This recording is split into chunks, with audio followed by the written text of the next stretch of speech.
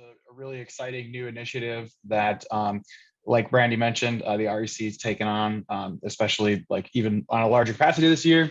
I've been fortunate enough to help out with some of the program management and so forth for this, and I can personally say that I am personally very excited about what this competition has to offer. So excited that we have the opportunity to talk about it here during the summit, and let you guys know a little bit more about it.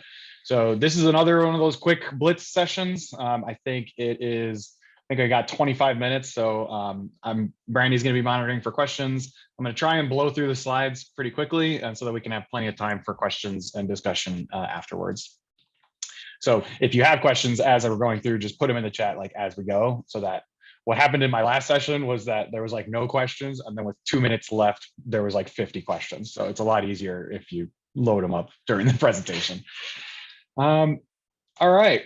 So yeah, ask questions, be respectful, be nice.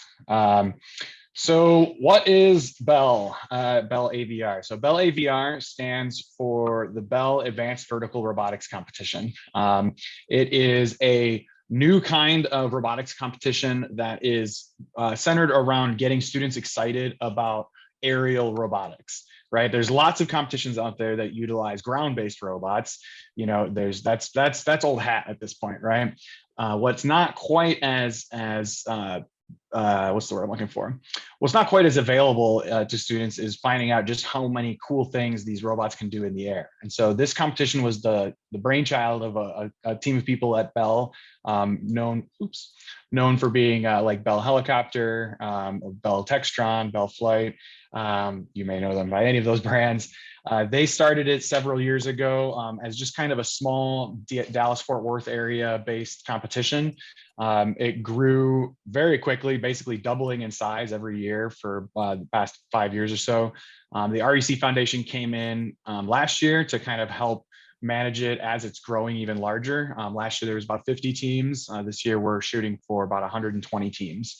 And we'll talk more, I think, about what a team means and what those locations are and whatnot as we go through, as well as like what is the competition, which I think is the next slide here. So what is the competition? This is like the number one question. When I first started learning about Bell, the Bell competition last year, it was a really radical kind of new idea, new take on robotics competition. The field is 15 foot by 15 foot by 40 foot long. It's in this kind of netted drone cage. This picture right here is a render of last year's field. And the team is made up of a 7-student drive team.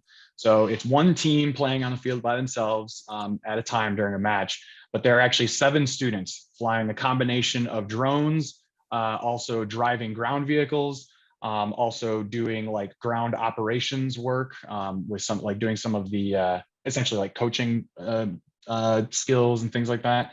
And each one of them is critical to the success of the team in the challenge.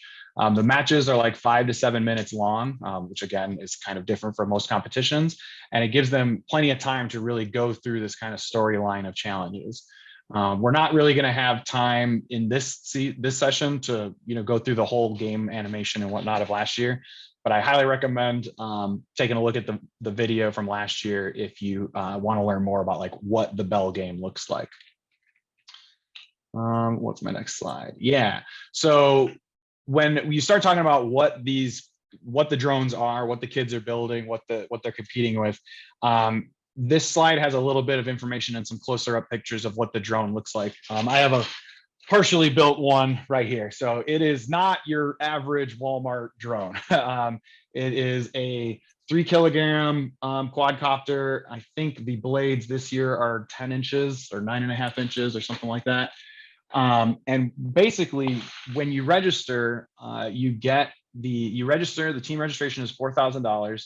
And in that kit, you get everything that is needed to build and fly this drone, even down to batteries, battery charger, remote controls, a couple of parts that need to be 3D printed. We give you the STL files.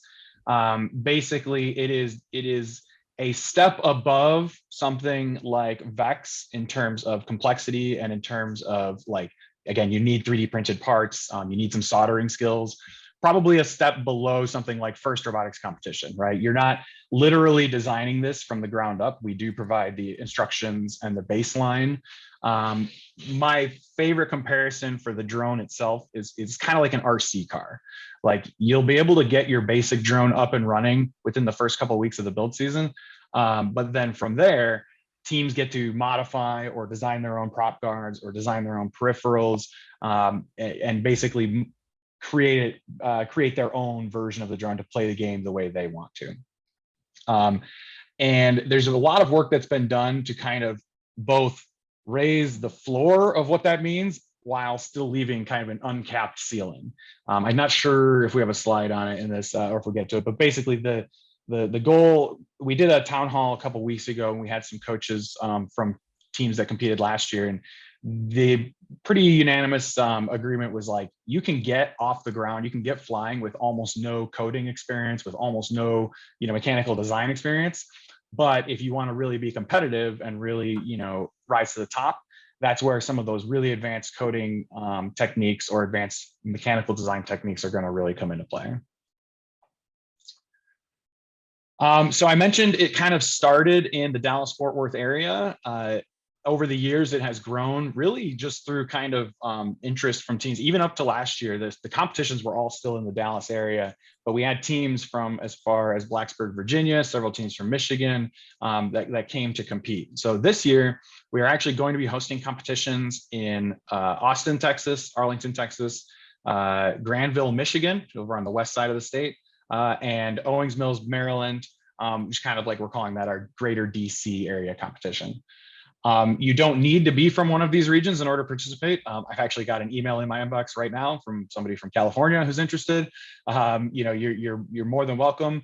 But we are saying that these are the competitions that are going to be hosted this season. And all of the details for all of these events are loaded into Robot Events. When you go to Robot Events, and normally you filter for VEX Robotics Competition or VEX IQ Challenge, there's a new filter for Bell Vertical Robotics Competition or Bell Advanced Vertical Robotics. And you can see the details for all these events there. Hopefully there's a schedule in this. Yeah, here we go. So to that end, right now we are in the prime registration season. This is another reason why this competition kind of complements your VEX or your first team schedule pretty nicely, because basically right now we just need to get a feel for how many teams are interested, who is going to be signing up and registering for the fall. The season kickoff is at the end of August, scheduled for August 27th. That is when we reveal the new game. That's when we release the build instructions for the drone. That's when we release the CAD files, like all that fun stuff. That's basically when it gets started. From that point, you've got a 6 to 8 week-ish build season, about an 8-week build season through September and October. And then competitions are held the first 3 weekends in November for your qualifying events. And then the championship event is that first weekend in December. So it's very much a kind of fall semester type project, kind of that accelerated build season for those of you who are more familiar with like a first style of doing things versus the VEX style of like being all year long. So pretty excited about where we're going to go with that this year. Again, all the details on the dates and the specific locations are in Robot Events. I mentioned the $4,000 registration fee earlier. This kind of explains a little bit more about what you get with that. I know it's a higher price point than kind of most VEX coaches are probably familiar with, but as a part of that kit, it's all the way over there. I should have brought it closer. Last year it came in a tote that's 2.5 feet deep by 1.5 feet tall or what have you.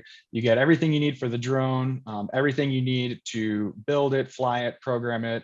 Last year's control system was based, if you're familiar with drones, it was based around a Pixhawk control system using a Jetson Nano as the kind of vision processor.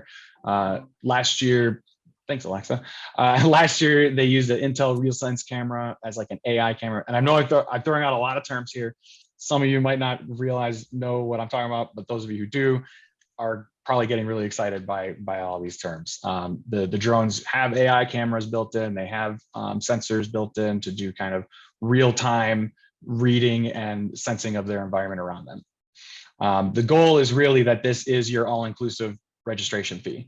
No additional registration fees for your first event. If you want to do a second event, which we highly encourage, your second event is $500.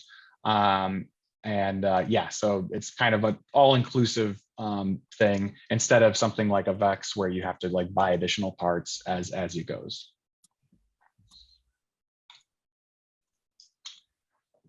Yeah, I kind of mentioned, I kind of glossed over this earlier, but to give a little bit more detail on what this entails.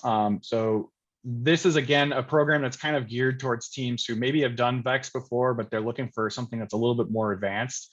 In order to build the base version of the kit, you must have a 3D printer. You must have a soldering iron. You must have, I'm trying to think what else we say.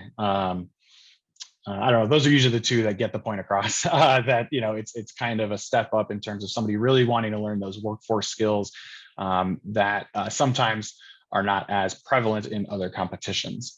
And then mechanical design. So using last year's competition as an example, there was a very significant part of last year's game where the drone actually had to pick up some packages, pick up the Sphero minis and drop them elsewhere on the field.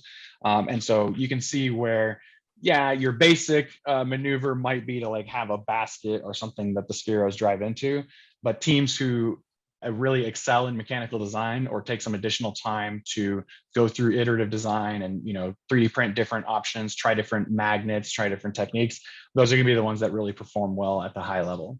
And then same thing for the coding. So there's always a lot of questions about the coding on these drones, kind of like, how do you program a drone, right? So and again, you could do a whole hour-long session just on this subject, but at a very baseline level, the drones have a couple different computers on board. One that controls all of the flight kinematics, how it hovers and stays in place.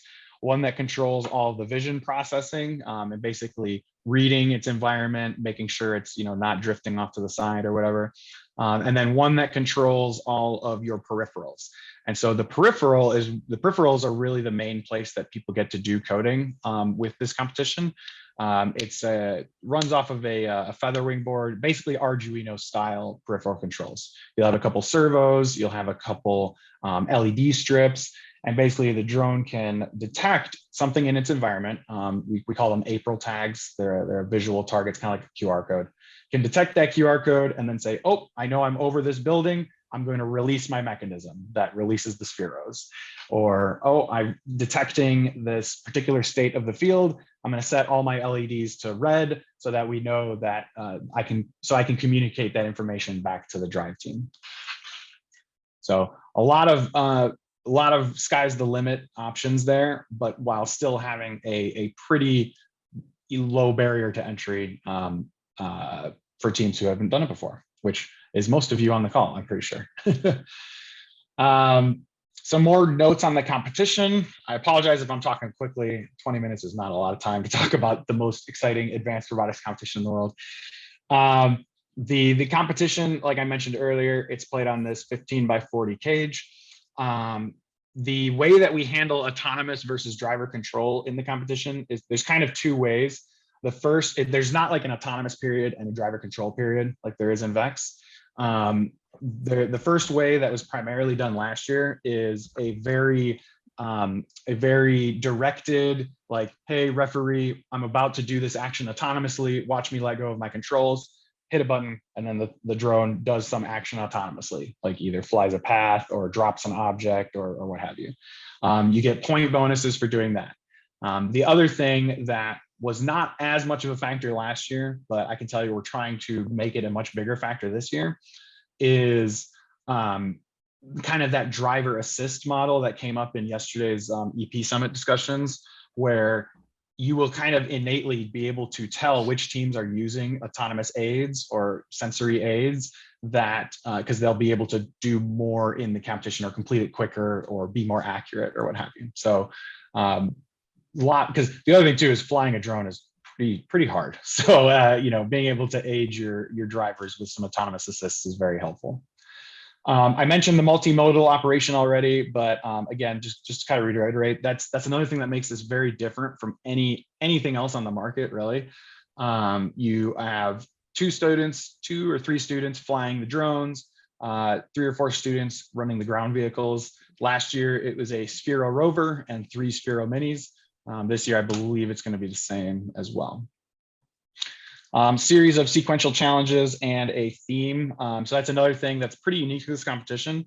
Those of you who know me from the VEX side, VEX games are typically take this strangely shaped thing and put it in a thing, or you know, what have you, shoot this ball into a goal. There's not really, and that's a point of feedback we hear pretty frequently from teams that are trying to get students who aren't into robotics already into robotics. It's like, well, there needs to be a reason why they're doing this action. There needs to be a storyline. And so that's a really key part of the competition from Bell's perspective, is that there is some sort of storyline, some sort of theme. Last year it was search and rescue. So the drone had to, like, you know, fly into the mountain and rescue these hikers that had gotten stranded. This year it is firefighting. So you can probably take some guesses as to what the drone is going to be having to do. But we're really excited about kind of what possibilities, including this themed storyline in a competition, will bring us from a game design perspective. And then the other thing that isn't that unique to Bell, but it is still a very prominent part, is the judged interviews. Similar judging style as a VEX or FRC competition. I guess one of the major differentiators, I would say, is that whereas in VEX, you consider like the Excellence Award being the overall top team, Excellence Award has a rubric that incorporates your on-field performance versus your judged performance.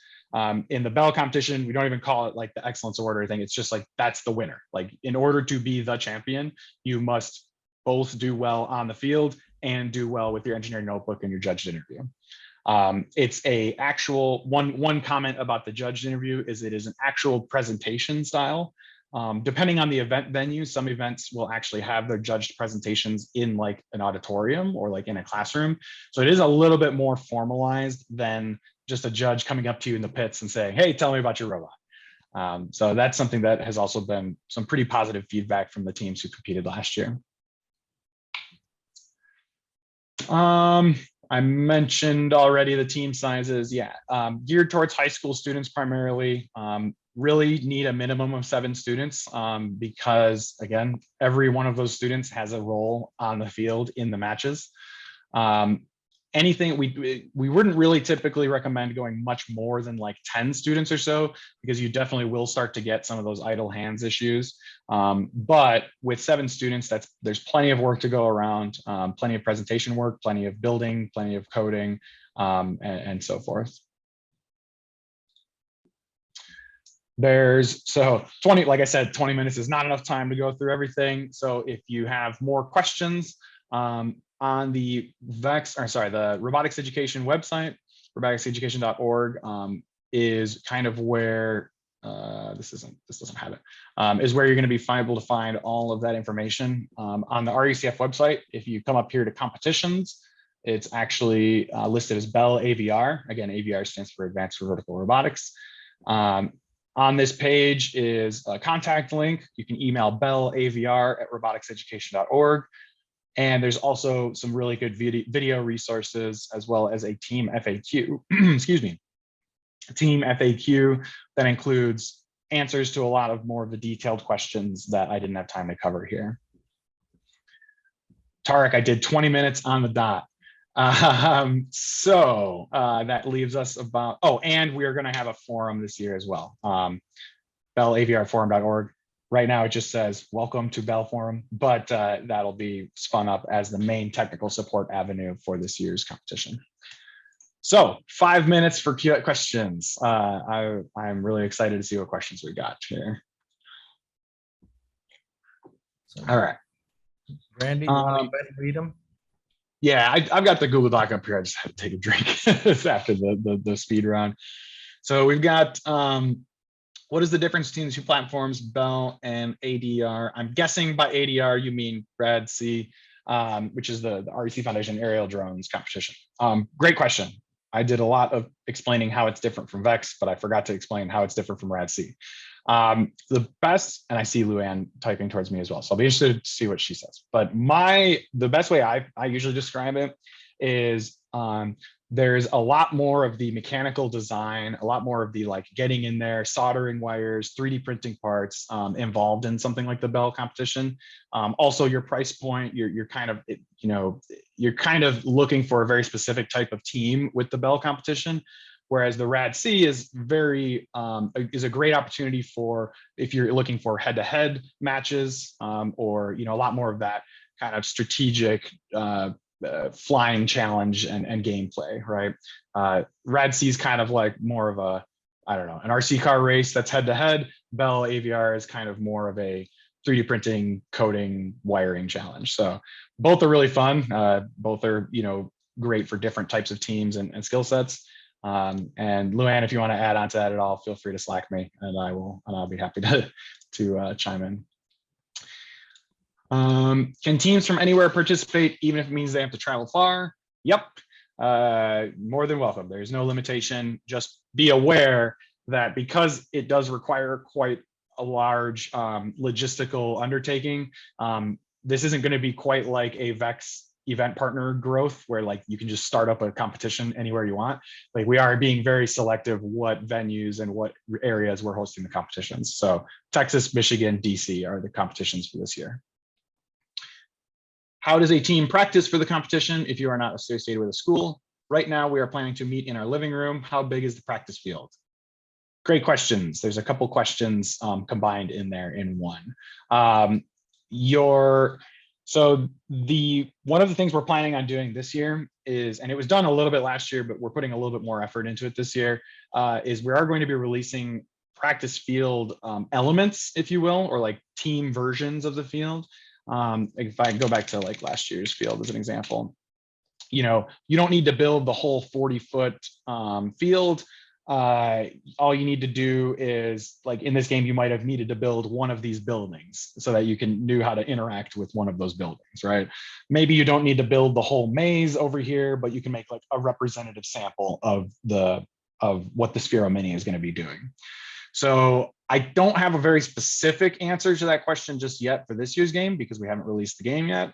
I think the team FAQ on robotics education has some recommended space requirements that I can't remember what it is. I think we say like 10 foot by 10 foot by 10 foot or so. And we do highly recommend, as much as we can require without actually going into your home and requiring it, only flying the drone inside of some sort of tent or netted cage or in a room next to you while you're, you know, separated by a pane of glass or something of that nature. Is this for high school students only, or are college students eligible as well? Right now, high school only. Right now, high school only. We don't really have plans to expand into college, at least not this year, probably not next year. So right now, high school only. Good question, though. Anything else? I got like 1 minute. Tarek, did I miss anything exciting? I think you nailed it all. I think this is a really great opportunity for those kids who've been either doing the other drone program and ready to step it up, or kids who have students who have been doing our other programs for a number of years and are ready for something that's a little more challenging. So I think that's really where this falls into the whole spectrum of things. And I think, Grant, that you've covered just about everything else as far as that's concerned. Yeah, no, it's a super exciting program. Again, I know that I know several of you in the chat. You know, this is different from anything we've done before, and there's a reason why the REC Foundation has you know chosen to really dive into this. And I guess the other thing I would say is it's only going to get bigger from here. So if you want to be one of the teams that was in on the ground floor, you know, and being competitive early on, you know, you can get a head start on everybody else. So. Thank you so much for the time. Again, if you have any questions that we didn't get to, bellavr@roboticseducation.org, or hit up your team engagement manager who can direct you in the right place as well. So thank you so much.